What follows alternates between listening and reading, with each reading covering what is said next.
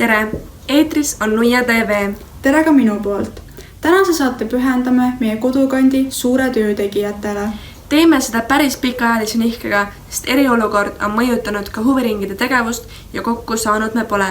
Praegugi kasutame videosilda, sest meiegi kogu kooli ja huvitöö toimub kodus.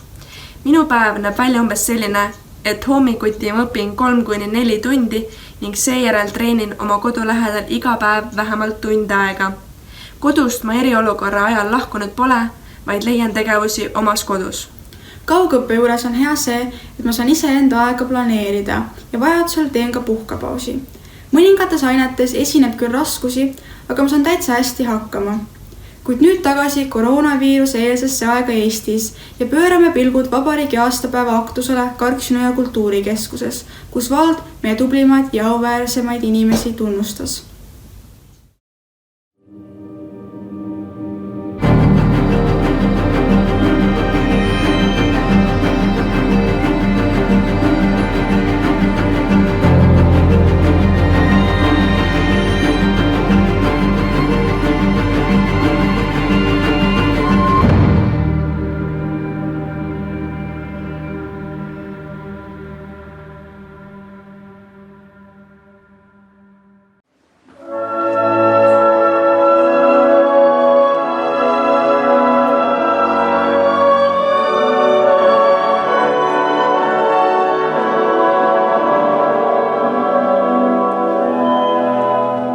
Aukodanik nagu mõnes mõttes langes selliselt ootamatult mulle kaela, sest et mind ühes vallas on mitu korda kandidaadiks nagu seatud, aga läbi ei ole läinud, olen jäänud nagu poliitiliste tõmbetuulte vahelt, kuna ma olen mitteparteilane.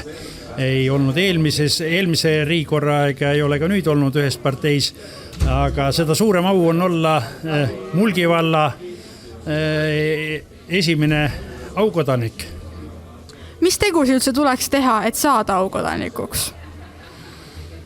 Ma arvan, et kõige tähtsam on valida omal head teekaaslased, kellega igapäevaselt astuda seda sammu ja seada sihte ja teha asju. Et kui neid ei ole, siis on võimatu aukodanikuks saada. Mis tundeid teid valdasid, kui te saite teada, et te olete Mulgi valla aukodanik? No ma tänasin kõigepealt Mulgi valla volikogu ja tegin väikese sõnavõttu seal ja eks need tunded on niimoodi, et õhtuti vahest taha unigi peale tulla. Mulgi vallas teatakse teid kui suurepärase spordiedendaja ja juhina. Kuidas te omal ajal spordi juurde jõudsite? Ma oma tänukõnes juba tänasin Abja keskkooli õpetajaid ja seal oli õpetaja, kehaliskasvatuse õpetaja oli Arne Lepik. Ta tuli noore mehena sinna kooli ja ilmselt ma tema innustusel sinna kehakultuuri juurde jäingi.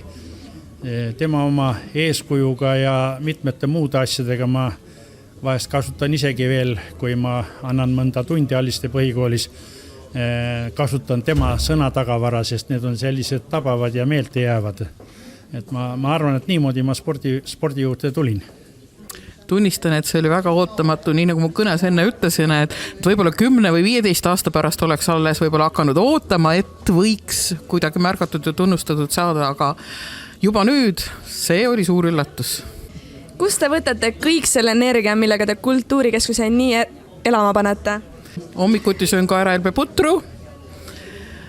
Mis oli ikka kodust, lilledest, puudest, ma ei tea, ülevalt vaim kuskilt, ma ei oskagi seda kommenteerida, aga mis seal salata, et vanus hakkab juba tööd tegema, et energiat hakkab juba natukene õhuksemaks jääma, vähemalt mulle tundub. Või olen ma hakanud tahtma rohkem teha ja paremini teha ja siis läheb nagu energiat rohkem. Teil on nii palju tegevusi, kuidas te kõigide nende jaoks aega leiate? Kes palju teeb, see palju jõuab ja aega planeerides on kõik võimalik ja tänapäeva digilahenduste juures saab ka nõu anda ja olla koosolekutel ka juba interneti vahendusel ja nii ongi. kõige enam ma armastan oma töös inimesi, suhtlemist, laval olekut ja võimalust ise areneda. Iga sündmuse on jälle taas uus kogemus ja uus võimalus panna omale karikasse, mida siis jälle edasi kasvatada ja just see ka, et siin kunagi ei saa laskuda mugavustsooni, mitte kunagi, iga sündmus on uus.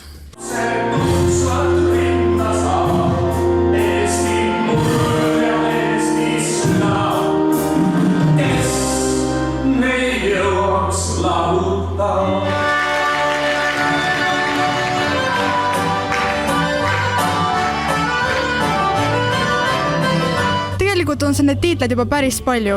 Kas on juba harjumus ka tiitleid saada või on iga uus auhind tekitab erilise tunde?